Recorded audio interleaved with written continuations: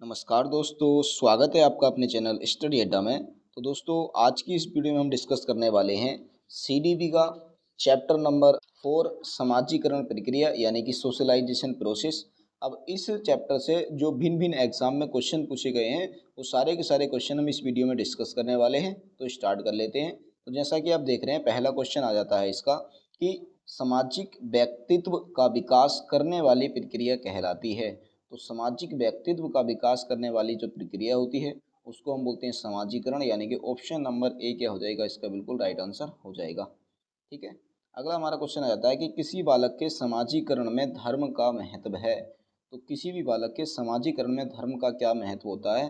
तो क्या बालक धर्म से आदर्श सीखता है? तो ये बिल्कुल सही है। अनुकरण सीखता है? ये भी सीखता है। संस्कार सीखता है? तो संस्कार भी सीखता है। यानी कि ये सभी क्या हो जाएगा, इसका बिल्कुल राइट आंसर हो जाएगा। अब अगला हमारा क्वेश्चन आ जाता है कि किसी बच्चे में समाजीकरण होता है। तो इस क्वेश्चन के अंदर हमने ये बताना है कि किसी भी बच्चे के अंदर जो समाजीकरण की प्रक्रिया होती है वो किस अवस्था में होती रहती है।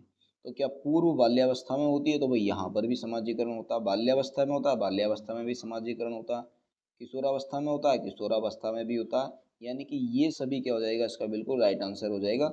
यानी कि इन तीनों की तीनों अवस्थाओं के अंदर जो समाजीकरण होता है वो होता रहता है। अगला है कि किसी बालक में समाज द्वारा होने वाला समाजीकरण है। तो किसी भी बालक के अंदर जो समाज द्वारा समाजीकरण होता है वो क्या होता है, धार्मिक कट्टरता। तो ये बिल्कुल सही है कि जो बालक होते हैं वो समाज से धार्मिक कट्टरता को सीखते हैं। जातीय प्रथाएं, तो बालक समाज से जातीय प्रथाओं को भी सीखते हैं।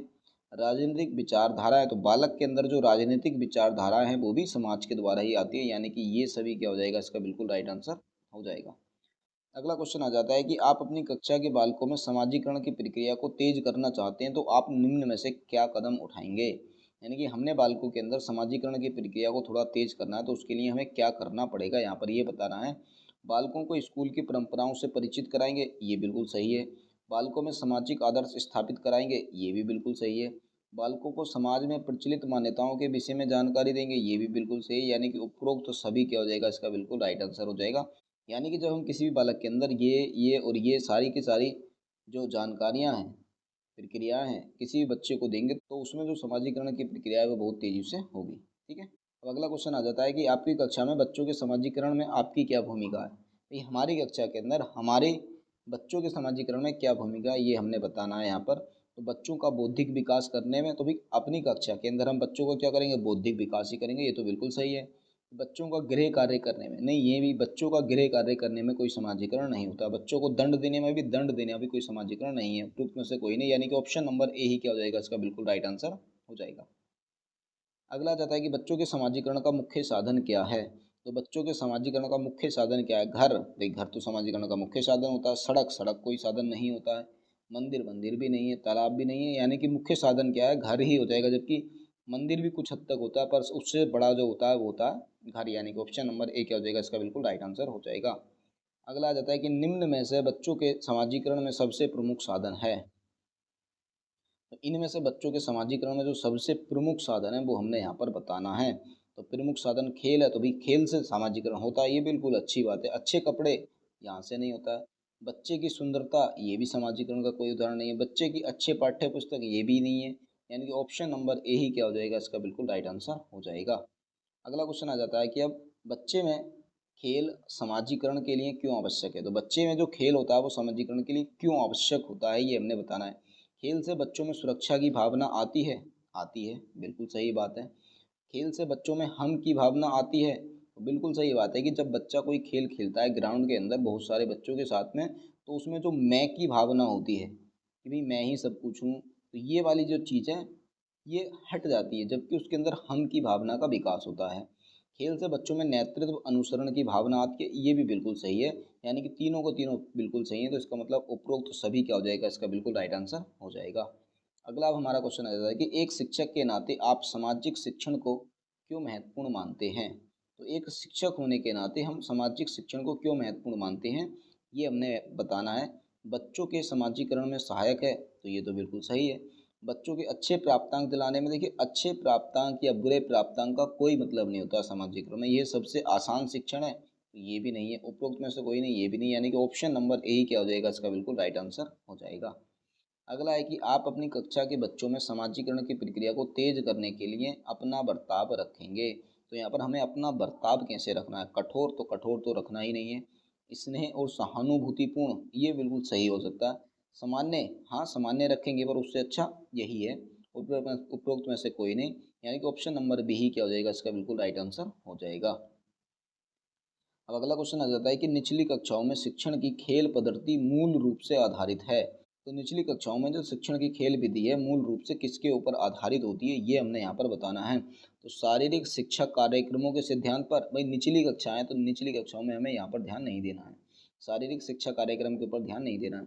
शिक्षण पद्धतियों के सिद्धांत पर, भाई निचली कक्षाओं में यहाँ पर भी ये नहीं करना है। विकास एवं वृद्धि के मनोवैज्ञानिक सिद्धांतों पर, ये बिल्कुल सही है। भाई निचली कक्षाओं में जो बालक होता है वो बाल्यावस्था में आता है, और वहाँ पर हमें क्या देखना है, बच्चे का विकास देखना है और बच्चे की वृद्धि देखनी है, और उससे संबंधित जो मनोवैज्ञानिक सिद्धांत हैं वो सारे के सारे हमने खेल के माध्यम से बच्चे के ऊपर अप्लाई करने हैं। तो इसका मतलब ऑप्शन नंबर सी क्या हो जाएगा, बिल्कुल राइट आंसर हो जाएगा।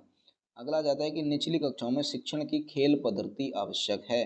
तो निचली कक्षाओं में जो शिक्षण की खेल पद्धति किस लिए आवश्यक है, तो भाई ये बच्चे को सामाजिकरण में है, यानी कि यही क्या हो जाएगा, इसका बिल्कुल राइट आंसर हो जाएगा। भूगोल के सिद्धांतों पर नहीं है, आर्थिक सिद्धांतों पर ये भी नहीं है, यानी कि ऑप्शन नंबर ए ही क्या हो जाएगा, इसका राइट हो जाएगा। अगला जाता है कि किसी बच्चे में सामाजिकरण का प्रथम स्रोत क्या है। तो किसी बच्चे के अंदर सामाजिकरण का प्रथम स्रोत क्या होता है, तो परिवार होता है, और यही बिल्कुल सही है कि किसी भी बच्चे का जो प्राथमिक स्रोत होता है वो होता है उसका परिवार। स्कूल स्कूल जंगल मंदिर ये सारे के सारे सेकेंडरी सोर्स आ जाते हैं, जबकि प्राइमरी में आता है परिवार, यानी कि ऑप्शन नंबर ए ही क्या हो जाएगा, इसका बिल्कुल राइट आंसर हो जाएगा। अगला आता है कि निचली कक्षाओं में बच्चे विभिन्न प्रकार के खेल क्रियाओं में अपने खिलौनों को दूसरों के साथ मिल बांट कर खेलते हैं। इससे बच्चों में सामाजिकरण की किस प्रक्रिया का विकास होता है। तो यहाँ पर क्या कर रहे हैं, बच्चे खेल क्रियाओं के अंदर उनके जो खिलौने हैं उनको मिल बांट कर खेल रहे हैं। तो भाई बच्चे जब खिलौनों को मिल बांट कर खेलेंगे तो उससे क्या होगा, शारीरिक शिक्षा पर आधारित कार्यक्रम होगा, ये नहीं, इनका विकास नहीं होगा। विभिन्न प्रकार की शिक्षण पद्धतियों का इनका भी नहीं होगा। एकता एवं सहयोग का, ये बिल्कुल सही है कि बच्चे क्या कर रहे हैं, एकता बना रहे हैं और आपस में सहयोग की भावना का विकास कर रहे हैं।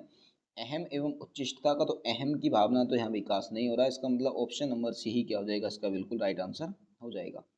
अगला आ जाता है कि आप अपनी कक्षा के बच्चों का सामाजिक, शारीरिक एवं संवेगात्मक विकास करना चाहते हैं, तो निम्न में से आप किसका चुनाव करेंगे। देखो हमने यहाँ पर बच्चे का क्या करना है, सामाजिक, शारीरिक एवं संवेगात्मक विकास करना है। तो उसके लिए हम क्या करेंगे, आप कक्षा को बंद कर सभी बच्चों को उनके घर भेज देंगे, नहीं भाई साहब ऐसा तो नहीं है, ये तो नहीं है। बच्चों को विभिन्न प्रकार की खेल प्रक्रियाएं सिखाएंगे, ये बिल्कुल सही हो जाएगा। भी खेल प्रक्रियाएं सिखाने से बच्चे का सामाजिक, शारीरिक और संवेगात्मक विकास होगा। बच्चे को कक्षा में चुपचाप बैठा कर, भाई चुपचाप तो बैठाना ही नहीं है, ये तो गलत हो जाएगा। उपरोक्त में से कोई नहीं, ये भी गलत, यानी कि ऑप्शन नंबर बी ही क्या हो जाएगा, इसका बिल्कुल राइट आंसर हो जाएगा। अगला क्वेश्चन है कि सामाजिकरण की प्रक्रिया में अनुकरण को उपयोगी एवं विकासात्मक बनाने के लिए आवश्यक तत्व है। तो यहाँ पर किसको हमने, अनुकरण को उपयोगी एवं विकासात्मक तत्व बनाने के लिए आवश्यक तत्व कौन सा है, यहाँ पर हमने ये बताना परिवार एवं पड़ोस, यही इसका राइट आंसर है। क्योंकि अनुकरण को उपयोगी एवं विकासात्मक बनाना है तो परिवार एवं पड़ोस क्या है, इसका एक आवश्यक तत्व है। गांव एवं शहर ये सारे के सारे सेकेंडरी हैं, जबकि प्राइमरी परिवार एवं पड़ोसी आ जाता है। अगला क्वेश्चन आ जाता है कि किसी बच्चे में सामाजिकरण की प्रक्रिया को प्रभावित करने वाला मुख्य घटक है। तो सामाजिकरण की प्रक्रिया को प्रभावित करने वाला जो मुख्य घटक होता है वो कौन सा, शरीर की बनावट एवं स्वास्थ्य, ये तो होता ही है। परिवार भी होता है, सामाजिक आर्थिक स्तर ये भी होता है, यानी कि उपरोक्त तो सभी क्या हो जाएगा, इसका बिल्कुल राइट आंसर हो जाएगा। अगला है कि फ्राइड के अनुसार किसी बच्चे में सामाजिकरण की प्रक्रिया हेतु सर्वोत्तम आयु होती है। तो सामाजिकरण की प्रक्रिया के लिए सर्वोत्तम आयु कौन सी है, वो भी फ्राइड के अनुसार, ये हमने यहाँ पर बताना। 3 वर्ष, 3 वर्ष नहीं होती है, 5 वर्ष बिल्कुल सही हो जाएगा। कि सामाजिकरण की प्रक्रिया के लिए सबसे जो उपयोगी आयु होती है वो होती है 5 वर्ष, यानी कि ऑप्शन नंबर बी क्या हो जाएगा, इसका बिल्कुल राइट आंसर हो जाएगा।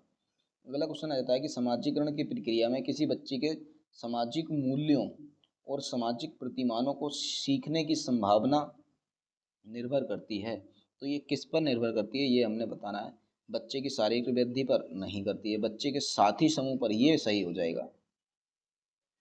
ठीक है, तो जितने भी साथी समूह होते हैं उन पर उनके सामाजिक प्रतिमानों को सीखने की संभावना निर्भर करती है। ठीक है, और बच्चे के घर के पास स्थित मंदिर पर, यह भी नहीं है, यानी कि ऑप्शन नंबर बी ही इसका राइट हो जाएगा।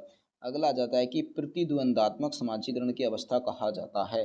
तो प्रतिद्वंदात्मक समाजीकरण की जो अवस्था बोलते हैं हम, ये बाल्यावस्था को बोलते हैं, यानी कि ऑप्शन नंबर बी क्या हो जाएगा, इसका बिल्कुल राइट आंसर हो जाएगा। तो दोस्तों ये जो CDP का चैप्टर नंबर 4 था, समाजीकरण प्रक्रिया, सोशलाइजेशन प्रोसेस, इससे संबंधित जितने भी क्वेश्चंस थे जो भिन्न भिन्न एग्जाम में पूछे गए थे, वो सारे के सारे हमने यहाँ पर डिस्कस कर लिए हैं। फिर भी अगर आपको कोई भी डाउट रहता है आप कमेंट बॉक्स में हमसे पूछ सकते हैं। बाकी आज की वीडियो में बस इतना ही रखते हैं। बाकी अगर वीडियो आपको अच्छी लगी हो तो वीडियो को लाइक करना, अपने दोस्तों को शेयर करना, और अगर आप चैनल पर नए हैं तो चैनल को सब्सक्राइब कर लेना। बाकी मिलते हैं फिर बहुत ही जल्द नेक्स्ट वीडियो में, तब तक के लिए बेस्ट ऑफ लक।